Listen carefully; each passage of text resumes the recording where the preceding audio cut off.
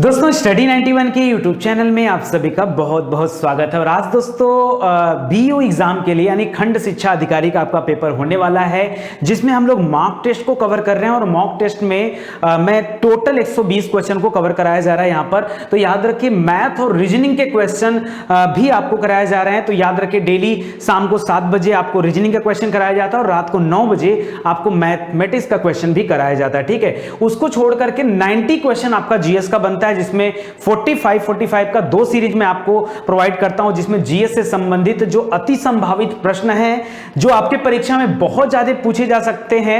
ठीक है, ऐसे प्रश्नों पर हम लोग चर्चा करते हैं। तो पहली सीरीज आपको मिल चुकी है, सेट 2 का बी पार्ट आपके सामने अभी मैं प्रेजेंट करने जा रहा हूं। तो चलिए देखते हैं कि कितने लोग तैयार हैं और कितने लोग पूरे के पूरे नंबर अचीव कर पाते हैं। ठीक है, चलिए स्टार्ट करते हैं। दोस्तों याद रखिएगा स्टडी 91 का एप्लीकेशन भी आ चुका है, तो प्ले स्टोर से जाकर आप इसका ऐप डाउनलोड कर लीजिए अगर आप चाहते हैं सिस्टमैटिक वे से पढ़ाई करना।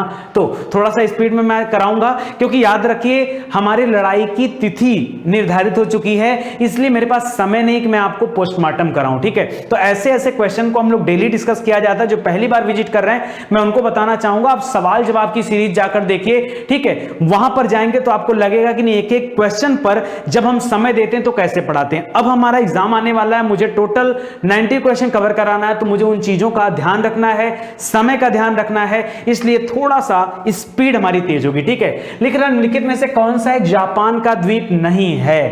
पहले तो सर ये बता दीजिए कि जापान के कितने द्वीप हैं। ठीक है, जिनको ये पता होगा वही तो नहीं वाले सवालों का जवाब दे पाएंगे। तो याद रखिए जापान की राजधानी कहां पर है? टोक्यो है। और जापान जो है वो 4 द्वीपों में बटा हुआ है। एक द्वीप है दोस्तों होकाइडो, जो कि सबसे बड़ा है, सबसे ऊपर है उत्तर साइड में होकाइडो। दूसरा है दोस्तों यको, इधर देखिए इधर होन्सू पड़ जाता है, इधर योकोहामा पड़ जाता है, यहां शिकोकू और क्यूशू है। ठीक है, तो याद रखिएगा इस तरह से 4 अलग अलग द्वीपों में विभाजित है, लेकिन इसमें जो है सिनकोवे नाम का कोई द्वीप नहीं है। सिनकोवे याद रखिएगा इस नाम का कोई द्वीप नहीं है। तो चौथा वाला आंसर राइट हो जाएगा। बनारस हिंदू विश्वविद्यालय की स्थापना कब हुआ था? जल्दी से बताइए कब हुआ था, किसने किया था? दोनों बातों का उत्तर आपको देना है।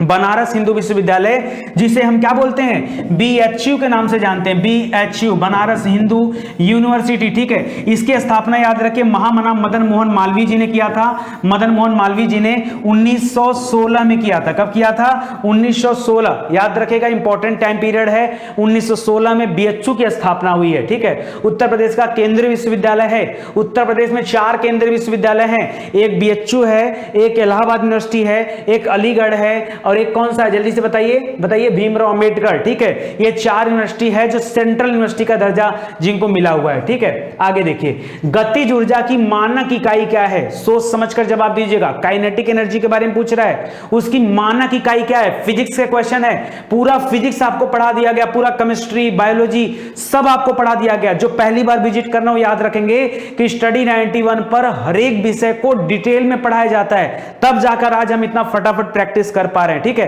अरे बोलो भाई जो पुराने स्टूडेंट है वो तो जवाब दें, पढ़ाया गया कि नहीं? ठीक है, तो जल्दी से बताइए गतिज ऊर्जा की मानक इकाई क्या है? मैंने आपको बताया था गति ऊर्जा, जहां शब्द दिख जाए याद रखिएगा जूल आपका उत्तर हो जाएगा। क्या उत्तर हो जाएगा? जूल। तो यहां याद रखिएगा गतिज ऊर्जा की जो मानक इकाई है वो जूल हो जाएगा। ठीक है, तो इसको ध्यान दीजिएगा। आगे देखिए 42वें संविधान संशोधन द्वारा किस अनुच्छेद के माध्यम से श्रमिकों को प्रबंधन में भागीदारी सुनिश्चित किया गया?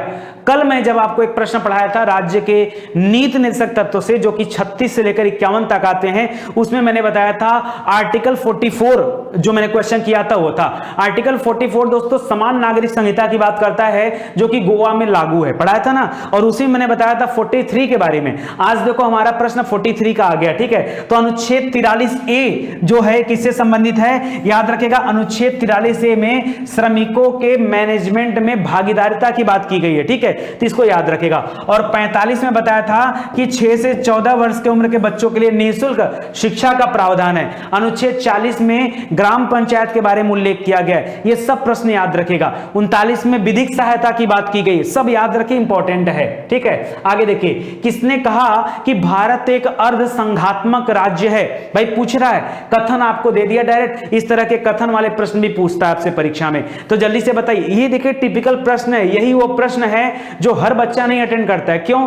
लोगों के ध्यान में नहीं होता है। कैसे याद रखोगे? आज एक मैं ऐसा ट्रिक दे दूंगा कि जिंदगी में प्रश्न दोबारा आएगा, आप जान जाओगे। दोस्तों यहां पर एक शब्द लगा हुआ है अर्धसंघात्मक। अर्ध माने क्या होता है? अर्ध माने आधा होता है, ठीक है। क्या होता है? अर्ध माने आधा। अगर मैं एक व्यक्ति को आधा कर दूं तो क्या हो जाएगा? वो व्यक्ति क्या हो जाएगा? चेयर पे हो जाएगा, ना तो उठ सकता है ना बैठ सकता है कायदे से, ठीक है। चेयर पे आ गया तो याद रखिएगा यहां पर व्हील लिखा है, ठीक है, तो व्हील चेयर इससे बना लीजिए, व्हील चेयर, ठीक है। तो आधा व्यक्ति कहां पर? व्हील चेयर में। तो अर्धसंघात्मक राज्य की बात करते हैं केसी वियर। क्या नाम है? केसी वियर। थोड़ा सा आप देखेंगे कभी एग्जाम में जब आएगा प्रश्न तो आपको ऑटोमेटिक मेरी बातें याद आ जाएंगी, ठीक है। तो केसी वियर आपका सही ऑप्शन हो जाएगा। उन्हीं का कथन है कि भारत एक क्या है? अर्धसंघात्मक राज्य है। ये किसका कथन है? ऐसा प्रश्न देता है। अगला देखिए, अगला दे रहा है सूची 1 को सूची 2 से सुमेलित करना है आपको। एक तरफ चक्रवात दे रहा है, दूसरी तरफ देशों का नाम दे रहा है। आपको बताना है किस किस देश में कौन कौन से चक्रवात आते हैं। यह भी आपको पढ़ाया गया होगा, सवाल जवाब की सीरीज में मैंने यह भी आपको कराया है। अरे हाँ बोलो मेरे भाई, चलो एक एक करके समझाता हूं, ठीक है। अभी अगर मैं जस्ट इसके पीछे वाले सीरीज की बात करूं, मॉक टेस्ट 1 में, वहां मैंने पढ़ाया था विली विली चक्रवात। आपको बताया था विली विली कहां पर आता है? ऑस्ट्रेलिया में आता है। जब मैंने कहा था कि ऑस्ट्रेलिया का राष्ट्रीय पशु क्या है? कंगारू है। याद है ना आपको? याद रखेगा। तो विली विली कहां पर है? ऑस्ट्रेलिया उत्तर हो जाएगा, ठीक है।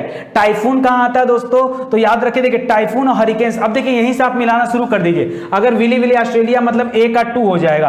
अब ए का 2 तो यहां पर एकदम अलग ही दिख रहा है। अगर आपसे टाइफून पूछे तो बताइए जापान में है। बगुइयो पूछे तो फिलीपींस में, फिलीपींस की राजधानी मनीला है। और हरिकेन कहां पर आता है? यह आता है यूएसए, अमेरिका में। हरिकेन्स नाम का जो चक्रवात है ये अमेरिका में आता है। इस तरह के टिपिकल प्रश्न भी पूछे जाते हैं। भाई मैंने आपसे क्यों कहा कि बीईओ की सीरीज बनाने में बड़ा समय लगता है? वजह यह था दोस्तों कि बीईओ का पेपर, अगर आप पुराने पेपर की बात करें तो 2004 में हुआ, ठीक है। तो अब 2004 का पेपर आप मत पढ़ो। क्यों?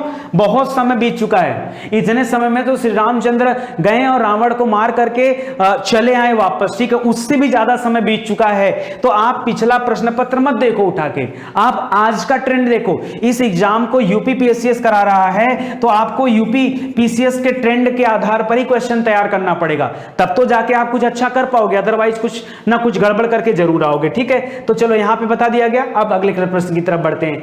भारत में नियोजित विकास का विरोध किसने किया? इसका उत्तर इतना जबरदस्त है कि बहुत सारे लोगों को तो विश्वास ही नहीं होता कि ऐसा हो भी सकता है। भारत में नियोजित विकास का विरोध किसने किया? याद रखिए महात्मा गांधी जी ने विरोध किया। क्यों? क्योंकि महात्मा गांधी जी चाहते थे कि विकास किसका हो? गांवों का हो सबसे पहले, ठीक है। तो नियोजित जो यहां विकास कार्यक्रम था उसका विरोध किया था महात्मा गांधी जी ने। तो याद रखेगा महात्मा गांधी यहां पर ऑप्शन नंबर 1 सही हो जाएगा। निम्नलिखित नदियों में से कौन सा अपने भ्रंग नहीं होता, भ्रंश होता है? जो वर्ड होता है वो क्या होता है? ये वर्तनी सुधार करिए, यहां पर होता है भ्रंश, ठीक है। भ्रंश ऐसे लिखा जाएगा, भ्रंश। भ्रंश घाटी के प्रवाह के लिए जानी जाती है। ऐसे तो हम एज इजली बोलते हैं नर्मदा और ताप्ती नदियां भ्रंश घाटी में बहने वाली नदियां हैं, लेकिन कभी अगर नर्मदा ताप्ती का नाम नहीं दिया है तो आपको याद होगा रिफ्ट वैली में बहने वाली नदी दामोदर नदी भी है। कौन सी? दामोदर नदी पश्चिम बंगाल में बहती है। पश्चिम बंगाल का शोक इसे कहा जाता है। जिस तरह से बिहार का शोक किसे कहते हैं? कोसी नदी को कहते हैं। किसको कहते हैं? बिहार का शोक कोसी नदी को कहते हैं। उड़ीसा का शोक किसे कहते हैं? महानदी को कहते हैं। उसी तरह से पश्चिम बंगाल का शोक किसे कहते हैं? दामोदर नदी को कहते हैं। बाकी चंबल नदी का नाम तो सुना होगा, 3 राज्यों से होकर जाती है, मध्य प्रदेश और राजस्थान, और फिर जाकर के उत्तर प्रदेश में इटावा के समीप जाकर के यमुना से मिल जाती है। तो उसको भी याद रखेगा। गंडक का भी नाम सुना होगा, रामगंगा का भी नाम सुना होगा। चलो नहीं सुना है तो नदी वाला चैप्टर जाके देखिए, पूरी इंडियन ज्योग्राफी पढ़ा दिया गया है। 75 या 76 लेक्चर में पूरी इंडियन ज्योग्राफी आपको मिल जाएगा हमारे प्लेलिस्ट में, यूट्यूब के या फिर वेबसाइट पे या फिर एप्लीकेशन पे, कहीं जाकर आप पढ़ सकते हैं, ठीक है। आगे देखिए, भारत शासन अधिनियम 1935 के द्वारा स्थापित संघ में अवशिष्ट शक्तियां किसके पास है? जल्दी से बताइए, अवशिष्ट शक्तियां किसके पास है? जल्दी से सोच समझ के उत्तर दीजिएगा। 1935 के अनुसार पूछ रहा है। 1935 में क्या था? 1935 में भारत में गवर्नर जनरल हुआ करते थे। कौन? Governor general. तो अवशिष्ट शक्तियां भी किसके पास हुआ करती थी? गवर्नर जनरल के पास। तो याद रखिएगा, यह बड़ा अच्छा प्रश्न है। ज्यादातर लोग यहां भी गलत करते हैं, पता नहीं क्या प्रांतीय जाके टिक करते हैं। अरे अलग दिमाग में मत रखिए, सोचिए, आराम से देखिए। अवशिष्ट शक्तियां, ठीक है, इसका जो है ये पावर किसके पास था? तो गवर्नर जनरल के पास था, ठीक है। आखिरी गवर्नर जनरल कौन था बताइए? आखिरी लॉर्ड माउंटबेटन था, ठीक है, जिसके समय में भारत और पाकिस्तान का विभाजन हुआ था। और उसके बाद स्वतंत्र भारत का प्रथम गवर्नर जनरल चक्रवर्ती राजगोपालाचारी, जिन्हें सी राजगोपालाचारी के नाम से जाना जाता है, ठीक है। निम्नलिखित में से कौन एक कृत्रिम झील है? बताइए, बड़ा आसान क्वेश्चन था ना, 120 नंबर पाना था आपको, बताओ जल्दी से। इसी तरह के प्रश्न आते हैं। जब तक आपकी तैयारी हर सब्जेक्ट पे अच्छी नहीं होगी, कोई एक सब्जेक्ट पढ़कर आप तीर नहीं मार दोगे, हर सब्जेक्ट पर आपको बराबर फोकस करना होगा। ज्योग्राफी का क्वेश्चन है, बताओ जल्दी से, ठीक है, वो भी इंडियन ज्योग्राफी है, सोच समझ के उत्तर देना। कौन सा कृत्रिम झील है, आपको ये पूछा गया है, ठीक है। तो याद रखें दोस्तों, तमिलनाडु में है कोडाई कनाल झील, ठीक है, ये आपका कृत्रिम झील है। बाकी नैनीताल, कोलेरू और रेणुका जो है ये प्राकृतिक झील है। कृत्रिम झील वह झील होता है जिसको मानवीय सहयोग से बनाया जाता है, ठीक है। तो याद रखेगा, कोडाई कनाल झील जो है ये कृत्रिम झील है। निम्नलिखित में से कौन सी घटना सबसे पहले हुई? किसी भी घटना को जानने के लिए आपको समय याद रहना आवश्यक है। जैसे बात करा दयानंद सरस्वती, तो आर्य समाज की स्थापना कब हुआ था? 1875 में हुआ था। वेदों की ओर लौटो, किसने कहा था? दयानंद सरस्वती जी ने। तो याद रखिए 1800। आप समय जब सेट करेंगे तभी तो उत्तर बता पाएंगे। दीनबंधु मित्र ने नील दर्पण का लेखन किया है, ठीक है। तो नील दर्पण का लेखन कब हुआ दोस्तों? नील दर्पण याद रखिए जस्ट आपके 1857 की क्रांति के बाद हुआ है, तो 1858-59 कह सकते हो, ठीक है। तो यहां पर 1858-59 याद रखिएगा। बंकिम चंद्र चट्टोपाध्याय ने आनंद मठ का लेखन किया है, कब किया है? ये 1882 में किया गया था। 85 में कांग्रेस की स्थापना हुई है। सत्येंद्रनाथ टैगोर ने इंडियन सिविल परीक्षा पास किया, ये प्रथम भारतीय व्यक्ति थे। इन्होंने कब किया था? 1865। कब था? 1865 का समय था, तो इसको ध्यान दीजिएगा, ठीक है। तो याद रखिए 75, 65। तो सबसे अगर पहले पूछ रहा कौन सी घटना हुई, तो पहले कौन सी घटना हुई? दीनबंधु मित्र ने नील दर्पण का लेखन किया था, बस हो गया। नील दर्पण जो था दोस्तों ये किस पर आधारित था? सन्यासी विद्रोह पर आधारित था। सन्यासी विद्रोह कब हुआ था? तो याद रखेगा ये कब हुआ था, बताइए। ये हुआ था 1763 से लेकर 1773 तक में, ठीक है। अलग अलग किताबों में अलग अलग वर्णन है, तो याद रखेगा। 1760 आप याद कर लो, ठीक है, तो याद रखेगा। तो इंपॉर्टेंट क्वेश्चन है। चलिए आगे देखते हैं। करा है कि फिर से आपको मिलान करना है, आ जाओ। मिलान करने वाले क्वेश्चन थोड़े से ज्यादा हैं, क्योंकि इससे आपका ही फायदा, मेरा नहीं। मेरा फायदा मत देखो, आपका फायदा है। फायदा क्या है? अरे भाई मेहनत आपको करनी है ना, एग्जाम आपको पास करना है, बढ़िया पेपर आपको चाहिए। सर 1 नंबर का मॉक टेस्ट बना के दीजिएगा, ठीक है, तो बढ़िया बढ़िया क्वेश्चन आएगा, तो बढ़िया बढ़िया सीखना भी तो पड़ेगा। चलो, स्थान है चुर्क, कहां पड़ता है दोस्तों? चुर्क, चुनार का नाम सुना है? वहां सीमेंट उद्योग फेमस है, ठीक है, चुर्क का, तो याद रखेगा। फिरोजाबाद में दोस्तों शीशे का काम बहुत ज्यादा होता है, चूड़ी का कारखाना बहुत सारा है फिरोजाबाद में, ठीक है, उत्तर प्रदेश फिरोजाबाद, तो याद रखे चूड़ियां हो जाएगा। अलीगढ़ का ताला बड़ा फेमस है, अलीगढ़ का ताला बड़ा फेमस है, तो अलीगढ़ में ताला याद रखेगा। और मेरठ में खेल कूद का सामान, तो मैंने सेट कर दिया।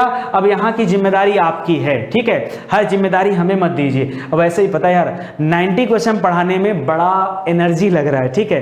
अभी तो मेरा 2 ही सीरीज हुआ है, बट याद रखिए मेहनत तो लगता है। आप मानते हो कि नहीं? मानते हो, उसके बाद भी लाइक नहीं करते हो। देख रहे हो शरीर, मतलब कि इस सीरीज को बनाने के बाद चीजों को तैयार करना, फिर सभी सब्जेक्ट को लेके चलना, ठीक है। तो ये अपने आप में एक बड़ा टास्क हो जाता है। इसके अलावा फिर मुझे बाकी के समय में एप्लीकेशन और वेबसाइट पर भी ध्यान देना रहता है, तो ये सारी चीजें थोड़ा सा मेहनत आ जाता है। आप थोड़ा सा लाइक कर दोगे तो एनर्जी आ जाएगी। यार इतनी कमी नहीं है, ठीक है, ऐसे 100-100, 200-200, 500-500 क्वेश्चन भी पढ़ाने का हैसियत रखता हूं, ठीक है, घबराने वाली कोई बात नहीं। चलो आगे बताओ। बच्चों में प्रोटीन की न्यूनता के कारण कौन सा रोग होता है? प्रोटीन की जब शरीर में कमी होती है तो याद रखिए सबसे बड़ा रोग है मैरास्मस। कौन सा रोग है? मैरास्मस। एक और रोग है दोस्तों जो प्रोटीन की कमी से होता है, क्वाशियोकर रोग। कौन सा? क्वाशियोकर। तो प्रोटीन की कमी से होने वाला रोग कौन सा है? याद रखिए मैरास्मस रोग है, ठीक है। एक तरह समझो बच्चा कुपोषित हो जाता है यार, वृद्धि नहीं हो पाता, हाइट नहीं बढ़ता, बहुत सारा प्रॉब्लम होता है, तो इसको याद रखेगा। बाकी पेलेग्रा दे रहा है दोस्तों, ये विटामिन B3 की कमी से होता है पेलेग्रा, तो उसको भी याद रखेगा, ठीक है। रिकेट्स में हड्डियां टेढ़ी हो जाती हैं, बेरी बेरी आप जानते ही हैं, ठीक है, तो ये सब याद रखिए। आगे देखिए, आगे दे रहा है दोस्तों, एक दंत चिकित्सक द्वारा रोगी के दांतों की जांच के लिए प्रयुक्त दर्पण कौन सा है? देखिए दाढ़ी, अगर आप सैलून में जाएंगे तो भी यही है, अगर आप फैशन करेंगे थोड़ा शीशा हो जाएगा तो भी यही है। तो यहां पर जहां कहीं भी चित्र को बड़ा करना होता है वहां अवतल दर्पण का इस्तेमाल होता है, पढ़ाया हूं आपको, ठीक है। तो अवतल दर्पण आपका सही उत्तर हो जाएगा, ऑप्शन नंबर 1। पीने के पानी को शुद्ध करने के लिए निम्नलिखित में से किस गैस का इस्तेमाल किया जाता है? केमिस्ट्री पूरा पढ़ा दिया गया, नहीं पढ़े हैं तो जाके पढ़ लीजिए, ज्यादा वीडियो नहीं, केवल 35 वीडियो में पूरी केमिस्ट्री है और 29 वीडियो में पूरा फिजिक्स है, आप जाकर देख सकते हैं। कंप्लीट पैकेज है, कोई पैसा नहीं खर्च करना है, सिर्फ जाकर के सीरियल वाइज वीडियो देखना है, फिर आपको इस तरह के क्वेश्चन बच्चों की तरह लगने वाले हैं। यार जो लोग पढ़े बोलते क्यों नहीं यार? बोला करो हाँ सर पढ़ाया आपने, ये आप लिख के भेजो, ये प्रूफ चाहिए। ये इतना तो आप कर सकते हो, आपको फ्री में भैया वीडियो दे दिया गया, कमेंट मौका आने पर साथ तो दे सकते हो ना, तो साथ दो ना, क्यों नहीं दे रहे हो बताओ? क्लोरीन गैस है जो पानी को शुद्ध करता है, शुद्धिकरण के काम आता है। जैसे स्विमिंग पूल वगैरह होता है, स्विमिंग पूल में बहुत सारा पानी होता है, पता चला दिन भर में 100 200 लोग वहां क्या कर रहे हैं, घूम रहे हैं, मस्तियां कर रहे हैं, तो जब उस पानी को साफ किया जाता है तो ऐसा नहीं कि पूरा पानी बहा दिया जाता है फिर से पानी भरा जाता है, नहीं, क्लोरीन के माध्यम से उस पानी को साफ किया जाता है, ठीक है? तो याद रखेगा क्लोरीन आ जाएगा। National stock exchange of India का प्रवर्तक कौन है? वैसे तो अगर हम नेशनल स्टॉक एक्सचेंज की, दो तरह की स्टॉक एक्सचेंज आपने सुना होगा, एक सेंसेक्स सुना होगा, एक निफ्टी सुना होगा, वो अलग है। एक ऐसे देखेंगे तो एक बॉम्बे स्टॉक एक्सचेंज है, एक नेशनल स्टॉक एक्सचेंज है, ठीक है? तो एनएससी वाला जो है दोस्तों, उसमें स्टेट बैंक हो गया, एलआईसी हो गया, उसमें जीआईसी भी है, आईडीबीआई है, ये सब के सब आ जाते हैं, ठीक है? इसको याद रखेगा। National stock exchange of India की स्थापना 1992 में फेरवानी समिति के सिफारिश पर किया गया था। बड़ा इंपॉर्टेंट क्वेश्चन है, ध्यान दीजिएगा, ठीक है? तो इसको ध्यान दीजिएगा। किसी देश की आर्थिक वृद्धि का सर्वाधिक उपयुक्त मापक कौन सा है? भाई कोई देश में आर्थिक वृद्धि हो रही कि नहीं हो रही, पढ़ाया हूं, बहुत डिटेल से पढ़ाया हूं, ठीक है? अरे ग्रोथ की बात कर रहा है, आर्थिक वृद्धि, इकोनॉमिकल ग्रोथ की बात कर रहा है। अगर हमारा और आपका, पड़ोसी का, सबका इनकम बढ़ जाए तो देश की अर्थव्यवस्था भी मजबूत हो जाएगी और हमारा देश आर्थिक रूप से मजबूत भी हो जाएगा। तो सब चीज के लिए डिपेंड किस पे होता है? प्रति व्यक्ति आय। प्रति व्यक्ति आय निकलता कैसे है? अगर कुल जीडीपी मतलब जितना आपका राष्ट्रीय आय है उसमें टोटल पॉपुलेशन से भाग दे दिया जाए तो क्या पता चल जाएगा? प्रति व्यक्ति आय आ जाएगा।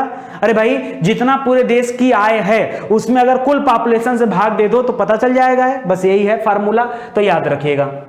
निम्नलिखित में से किसने सर्वप्रथम भारत के लिए औपनिवेशिक स्वराज की मांग की? बताओ उत्तर, बताओ उत्तर, बताओ उत्तर, बताओ जल्दी बताओ, ठीक है? जल्दी, समय नहीं है, समय नहीं है। जीएस के पेपर में 3 घंटे का पेपर होता है, मैं 3 घंटा थोड़े पढ़ाऊंगा आपको, बस 3 घंटा कौन पढ़ाता है यार? अरे ये सब पेपर अगर मिले ना तो घंटे 1.5 घंटे में खत्म करना है आपको, समझ रहे हो? ये 3 घंटे का चांस मत रखा करो।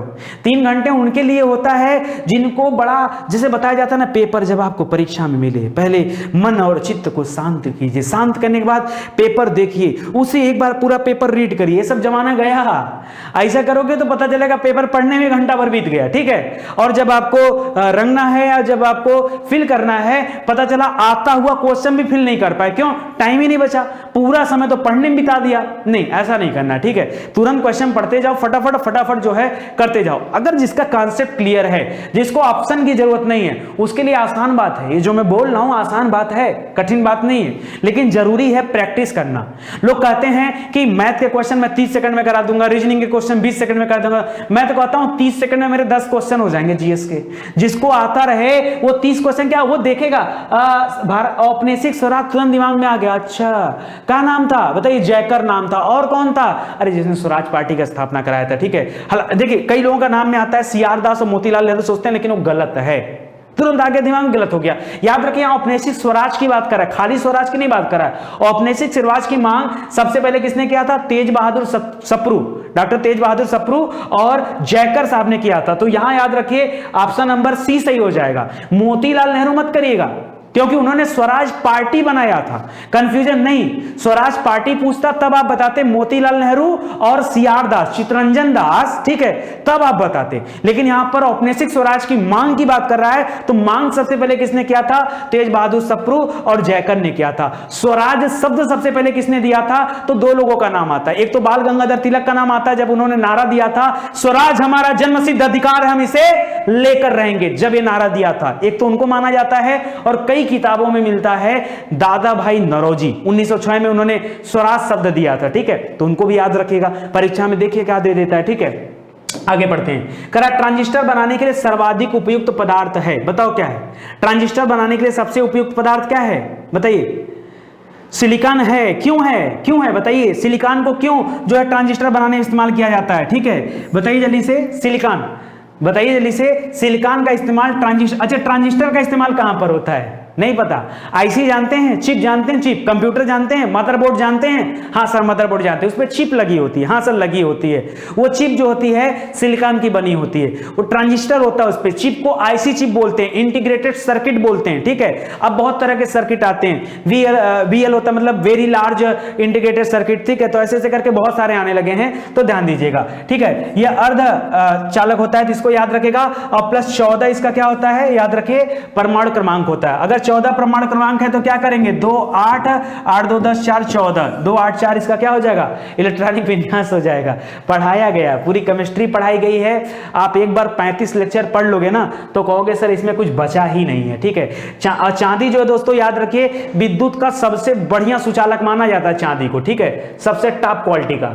निम्नलिखित बांधों में से कौन सा बेतवा नदी पर बनाया गया। बेतवा नदी को याद रखे दोस्तों, मध्य प्रदेश में बेतवा को माता की संज्ञा दिया जाता है, ठीक है। बेतवा को माता कहा जाता है। मध्य प्रदेश की गंगा किसे कहते हैं, जरा बताओ तो। मध्य प्रदेश की गंगा किसे कहा जाता है, मध्य प्रदेश की गंगा बताओ जल्दी से। मध्य प्रदेश की गंगा कहा जाता है तवा नदी को। कौन सी है, तवा, ठीक है। मालवा की गंगा किसे कहता है बताओ, मालवा पड़ता है मध्य प्रदेश में ना।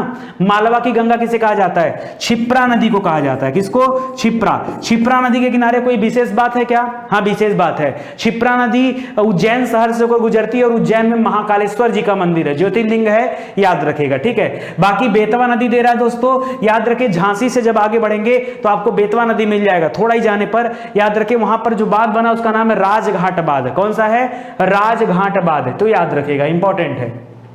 बंकिम चंद्र चटर्जी, टटर्जी नहीं है, चटर्जी है, क्या है, वर्तनी सुधार करिए, चटर्जी, ठीक है। बंकिम चंद्र चटर्जी के प्रसिद्ध उपन्यास आनंद मठ का कथानक आधारित है। आनंद मठ, अच्छा याद रखे बंकिम चंद्र चटर्जी ने बहुत समय बाद जाकर आनंद मठ लिखा है, उसके 100 साल पहले घटना थी, ठीक है। तो याद रखे दोस्तों यहां पर सन्यासी विद्रोह के बारे में उन्होंने बताया। अच्छा एक चीज मैंने कहीं गलत किया गया, नील दर्पण में शायद कुछ गलत बोल दिया, सन्यासी विद्रोह वहां बोल दिया था क्या, नील दर्पण नील आंदोलन से संबंधित था, ठीक है। और बंकिम चंद्र चटर्जी का जो आनंद मठ है वो सन्यासी विद्रोह पर आधारित है, ठीक है। तो उसको याद रखेगा, इंपॉर्टेंट है। गलती से हो जाता है मिस्टेक, कभी माइंड में आ गया, याद आने पर देखो मैंने बता भी दिया आपको, ठीक है। नील विद्रोह नाम से ही पता चलता है, ठीक है, नील दर्पण में नील विद्रोह, तो याद रखेगा उसको, ठीक है। निम्नलिखित में से किसने Indian society of oriental art की स्थापना किया, बताओ। Indian society of oriental art इनकी गजब की थी, चित्रकला इनका गजब का था। इनके जो शिष्य रहे हैं बहुत सारे लोग, देखो नाम बड़ा अच्छा है, उन्होंने हमारे संविधान जब बना था हमारा तो उस पर चित्रकारी का काम किया था, बहुत अच्छा नाम है यार उनका। नाम अक्सर करके प्रेम जी कैसे करके कुछ है, इतना नाम हो गया ना, किसका किसका नाम याद रखा जाए, बहुत अच्छा नाम है, देखो मुझे नाम नहीं याद आ रहा, आप जरा कमेंट करके बताओ। इनके शिष्य रहे हैं, ठीक है। अवनींद्रनाथ टैगोर, याद रखेगा अवनींद्रनाथ टैगोर ने किसकी स्थापना किया है, Indian society of oriental art की स्थापना किया है। कलकत्ता में इनका जन्म हुआ था, ठीक है, याद रखेगा। भारत में अवस्थापित होने वाला पहला राष्ट्रीय उद्यान कौन सा है, ये तो कई बार पढ़ा चुका, हेली नेशनल पार्क, जिसका बाद में नाम 1936 में जिम कॉर्बेट रख दिया गया। वो भारत का पहला राष्ट्रीय पार्क था। और इस समय सबसे ज्यादा टाइगर किस टाइगर रिजर्व में है, इसी जिम कॉर्बेट वाले में है, ठीक है। बाकी दुधवा भी उत्तर प्रदेश में है, तो याद रखेगा, ठीक है। आगे देखिए, सेरेब्रल पाल्सी एक मस्तिष्क रोग है, ये किसमें होता है बताया था, सेरेब्रल से देख करके आपको याद आ रहा होगा ब्रेन की बात कर रहा है, बोलो पढ़ाया हूं ना, तो याद रखेगा ब्रेन से संबंधित रोग है, छोटे छोटे बच्चों में होता है। ब्रेन से संबंधित एक और रोग है अल्जाइमर, उसमें व्यक्ति की याददाश्त जो है चली जाती है, ठीक है। एक और रोग है दोस्तों डिमेंशिया, ठीक है, उसको भी याद रखिए, वहां भी व्यक्ति का मस्तिष्क क्या हो जाता है, कमजोर हो जाता है, ये छोटे बच्चों में पाया जाता है। भारतीय राष्ट्रीय कांग्रेस आंदोलन से संबंधित निम्नलिखित घटनाओं पर विचार कीजिए। चलिए, विचार करने के लिए जरूरी होता है आपको समय का पता रहना। बाल गंगाधर तिलक जी का निधन कब हुआ, जिस दिन असहयोग आंदोलन शुरू हो रहा था उसके पहले ही दिन इनका निधन हो गया। कब शुरू हो रहा था, 1 अगस्त 1920 को शुरू हो रहा था, ठीक है। तो 1 अगस्त 1920 यहां लिख लीजिए, पहले दिन निधन हो गया।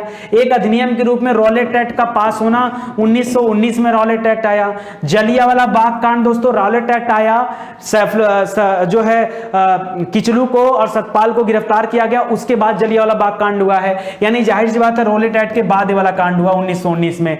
भारतीय राष्ट्रीय कांग्रेस का अमृतसर अधिनियम, ये और भी बाद में हुआ। जब जलियांवाला बाग कांड हो गया तो उसी वर्ष जो हर साल समिट होता था कांग्रेस का, वो उस साल अमृतसर में रखा गया, ठीक है, सांत्वना देने के लिए, तो याद रखिए। तो अगर आपको सेट करना हो तो याद रखिए 3 4 1 ऐसे करके सेट कर लीजिए, 2 3 4 1 मिला लीजिए, आपका राइट आंसर हो जाएगा ऑप्शन नंबर 1। ठीक है, बड़े आराम से आप कर सकते हो। ठीक है, अभी कुछ लोग हमेशा कमेंट कर रहे हैं कि सर आप बड़ा फास्ट पढ़ा रहे हैं, बहुत तेज पढ़ा रहे हैं। यार अभी हमारी लड़ाई का डेट आ गया, अभी मैं तेज नहीं पढ़ाऊंगा, धीरे पढ़ाऊंगा।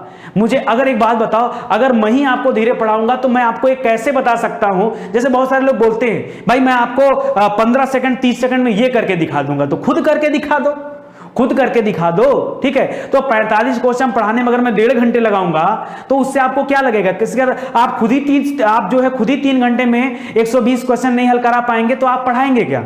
है कि नहीं? मैं तो इतना डिस्क्रिप्शन बताने के साथ साथ कोशिश कर रहा हूं कि और जल्दी आपका हो जाए। ठीक है, बाकी अभी जब ये प्रैक्टिस सेशन समाप्त होगा तो फिर से हम लोग एक सवाल जवाब की सीरीज कंटिन्यू करेंगे। जिस तरह की सवाल जवाब सीरीज चल रही थी उसमें क्या था कि रोज एक नए टॉपिक पर एक नए विषय में हम क्या करते हैं, डिस्कस करते हैं। तो उस प्रैक्टिस सेट को आप ज्वाइन करना फ्री है, पैसा नहीं मांगते नितिन सर हमेशा। ठीक है, आप अपने पढ़ाई पर ध्यान दीजिए, पहले सिलेक्शन लीजिए, बाद में मदद कीजिए। ठीक है, स्टडी 91 एक ऐसा कोचिंग प्लेटफॉर्म है, एक ऐसा ई लर्निंग प्लेटफॉर्म है जहां एडमिशन का कोई पैसा नहीं है, पढ़ने का कोई पैसा नहीं है। हां, सिलेक्शन ले लीजिए तो भी कोई पैसा नहीं है। अगर आपको लगता है कि नितिन सर बढ़िया काम कर रहे हैं, ठीक है, तो आप अपना योगदान दीजिए। स्टडी 91 परिवार है, इस परिवार में अपना योगदान दीजिए, मैं इतना ही कहूंगा आपसे। ठीक है, इससे ज्यादा कुछ नहीं है। इंडियन ओपिनियन पत्रिका के संपादक, अच्छा इंडियन ओपिनियन आते ही लोग आंख बंद करके महात्मा गांधी टिक कर लेते हैं। ठीक है, तुरंत गलत, 1 नंबर का क्वेश्चन तुरंत गलत, तुरंत गलत, कभी जिंदगी में मत करना।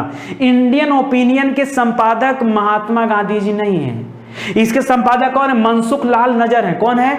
मनसुख लाल नजर है। ऑप्शन नंबर 4 सही होगा, याद कर लेना। इंडियन ओपिनियन आते ही लोग गलती करते हैं, आप मत करिएगा। संपादक पूछा है, ध्यान दीजिएगा।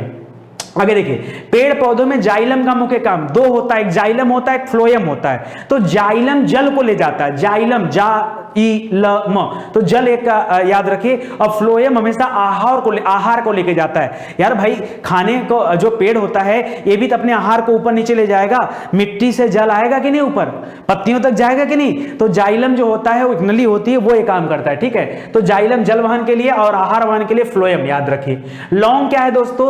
लौंग जो होता है कली होता है, सूखी हुई पुष्प कलिकाएं होती हैं, उनको वो लौंग के रूप में होती है। आप देखो ना, लौंग उठा के देखो, आपको लगेगा कोई फूल जैसा है। ठीक है, तो सूखे फूल होते हैं, याद रखेगा। ठीक है, भारत में निम्नलिखित में से कौन सा राज्य देश के 70% से अधिक कॉफी का उत्पादन करता है? सबसे ज्यादा कॉफी का उत्पादन कौन करता है? जल्दी से बताओ। कर्नाटक करता है। कर्नाटक में कॉफी की 5 किस्में पाई जाती हैं। कर्नाटक ने बहुत सारे कॉफी के किस्मों का जीआई टैग भी हासिल कर लिया, अरेबिका वगैरह वहीं पे है ना, तो याद रखेगा कर्नाटक आपका राइट आंसर हो जाएगा। किसका तरंग दैर्ध्य सबसे अधिक होता है? जब कभी तरंग दैर्ध्य पूछे ना तो आंख बंद करके क्या लिख लो? विबग्योर लिख लो। क्या लिख लो? विबग्योर लिख लो। यहां पे देखो, वी माने वायलेट हो जाएगा, आई माने इंडिगो, बी माने ब्लू, जी माने ग्रीन, वाई माने येलो, ओ माने ऑरेंज, आर माने रेड। और याद रखिए सबसे अंतिम वाले का तरंग दैर्ध्य सबसे ज्यादा होता है। तो अगर कहीं लाल दिया हो तो लाल उत्तर हो जाएगा, अगर लाल नहीं दिया तो इसके पीछे कौन है? ऑरेंज। अगर नारंगी दिया तो नारंगी उत्तर हो जाएगा, अगर नारंगी पे नहीं देता तो क्या उत्तर हो जाता? पीला आपका उत्तर हो जाता। ठीक है, ये तरंग दैर्ध्य है। अगर प्रकीर्णन पूछता तो उल्टा कर देना, प्रकीर्णन सबसे ज्यादा किसका होता है? वायलेट का होता है। ये 2 पूछता है परीक्षा में, या तो तरंग दैर्ध्य पूछता है या तो प्रकीर्णन पूछता है, और आप कहीं ना कहीं हो जाते हो गड़बड़। ठीक है, अभी गड़बड़ नहीं होना है, बता देना है। आगे देखो, सर्वप्रथम पाचकी तंत्र शब्द का प्रयोग कब किया? अच्छा दोस्तों, कल मैंने आपको पढ़ाया था डी पिकोलॉजी। डी पिकोलॉजी शब्द का प्रयोग किसने किया था? अर्नीज नेस ने किया था, बताया था ना, याद आया? डी पिकोलॉजी। ठीक है, गहन पारिस्थितिकी, क्या हिंदी बुलवाते हो यार, गहन पारिस्थितिकी शब्द का प्रयोग किसने किया था? तो याद रखिए अर्नीज नेस ने किया था। और आज आपसे पूछ रहा है कि पारिस्थितिकी तंत्र शब्द, ठीक है, इसका प्रयोग किसने किया? तो याद रखिए एजी टांसले ने किया। किसने? एजी टांसले। ऑप्शन नंबर ए सही हो जाएगा। ग्रेनेडा कहां पर स्थित है? ग्रेनेडा, ग्रेनेडा दोस्तों द्वीप है, बड़ा खूबसूरत द्वीप है ग्रेनेडा, अमेरिका के पास में है। आपने वो जब संयुक्त राज्य अमेरिका देखा होगा उसके बगल में मैक्सिको की खाड़ी देखा होगा, वहां पर दोस्तों कैरेबियन सी है। क्या है? Caribbean sea. ठीक है, कैरेबियन सी। ठीक है, उसी कैरेबियन सी में कौन सा देश है? ग्रेनेडा एक द्वीप है, याद रखेगा। क्यूबा वगैरह वहीं पड़ता है, जिसे चीनी का कटोरा कहा जाता है। वर्मुला ट्रायंगल वहीं पड़ता है। पायरेट्स ऑफ कैरिबियन मूवी देखा है, इसी कैरेबियन सी के बारे में बताता है। यह अमेरिका के पास में है, याद रखे। मैक्सिको की खाड़ी से जैसे आगे बढ़ेंगे उधर ही मिल जाएगा आपको। ठीक है, तो कैरेबियन सी याद रखेगा। हास्य गैस कौन सी होती है? नाइट्रस ऑक्साइड को हास्य गैस कहा जाता है। नाइट्रस ऑक्साइड का फार्मूला क्या होता है दोस्तों? तो याद रखें N2O होता है, गलती से NO2 मत कर देना, वो नाइट्रोजन डाइऑक्साइड हो जाएगा। N2O होता है नाइट्रस ऑक्साइड, इसको लाफिंग गैस भी कहा जाता है। आपने मूवी देखा होगा इंटरटेनमेंट, अक्षय कुमार की एक मूवी, उसमें जाकर देखिए ये लाफिंग गैस के बारे में उसमें दिखाया गया। ठीक है, आगे बढ़ते हैं। भूकंप के निम्नलिखित में से कौन सी तरंग सबसे ज्यादा विनाशक होती है, जो सबसे ज्यादा विनाश लाती है? ठीक है, तो 3 तरह की तरंगे होती है, प्राइमरी होती है, सेकेंडरी होती है और लव वेव्स होता है, जिसे सतही तरंगे भी कहा जाता है। ठीक है, तो याद रखिएगा इसमें से जो सतही तरंगे होती हैं ये सबसे खतरनाक तरंगे होती है। क्यों? क्योंकि ये ऐसे ऐसे भी चलती हैं और ये ऐसे ऐसे भी चलती हैं, इसलिए ज्यादा विनाश लेके आती हैं। ठीक है, तो सतही तरंगे याद रखेगा सबसे ज्यादा विनाशक होती हैं। भूकंप का चैप्टर आपको वर्ल्ड ज्योग्राफी में जाके पढ़ाया गया, आप जाके देखिए सब विषय डिटेल में पढ़ाया गया है। जैसे आपने YouTube पे हजारों चैनल देखा होगा, लेकिन ऐसे चैनल का नाम बताओ। मैं आपको साफ साफ बताता हूं, आप विद्यार्थी हो, देखो ठीक है, विद्यार्थियों को बेवकूफ बनाना एक का उपभोक्ता को बेवकूफ बनाने जैसा होता है, या उसके बराबर होता है, या आप उससे भी आसान होता है। ठीक है, कोई भी आपको लाके कोई भी मसाला दे देता है, आप तुरंत थाम लेते हो, आप समझते नहीं हो कि आपके लिए अच्छा क्या है। आपको लगता है चीजें फ्री में हैं तो पढ़ी जा सकती हैं, लेकिन आप ध्यान दीजिए आपका समय जा रहा है, आपका समय जा रहा है। आप अपना समय वहीं खर्च करिए जहां समय का सच में सदुपयोग हो रहा हो। ठीक है, हम क्या करते हैं दोस्तों, हम ये चीजें अब पढ़ा रहे हैं, हम ये चीजें पिछले 2 साल से नहीं पढ़ा रहे थे। पिछले 2 साल से हम आंख मूंद कर सिर्फ आपको विषय पढ़ा रहे थे, क्योंकि जब तक आपको विषय नहीं पढ़ाया जाएगा तब तक कोई टीचर कोई सवाल का जवाब कैसे दे रहा। अच्छा एक बात बताओ, अगर मैं यहां पे बात कर रहा हूं, इसी क्वेश्चन में अगर मैं बात कर रहा हूं कि भाई भूकंप के बारे में, अब अगर आपको मैंने भूकंप चैप्टर नहीं पढ़ाया, ठीक है, तो आप कैसे इस चीजों को समझोगे?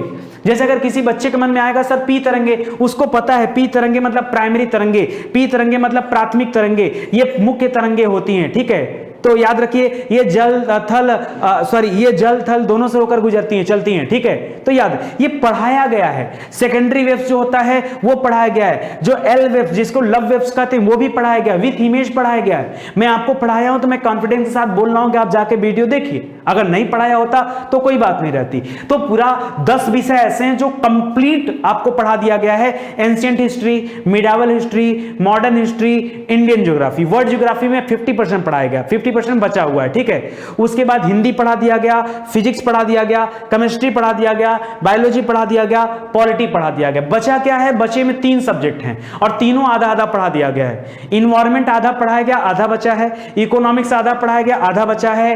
वर्ल्ड ज्योग्राफी आधा पढ़ाया गया, आधा बचा है। एक और बचा है वर्ल्ड हिस्ट्री। ये 4 बचे हुए हैं, बाकी सारे सब्जेक्ट आपको पढ़ा दिए गए। ठीक है, तो याद रखें बहुत जल्द ये सब खत्म हो जाएंगे, क्योंकि थोड़े थोड़े सब में पढ़ाए जा चुके हैं। निम्नलिखित में से किस सागर का जल क्या होता है? सर्वाधिक खारा है, पढ़ाया गया है। बताओ, मृत सागर।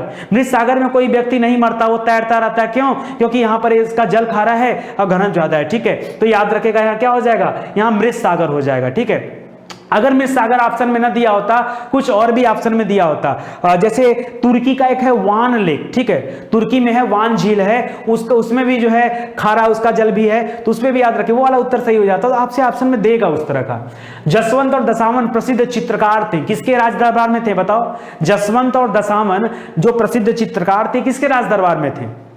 ये अकबर के राज दरबार में थे।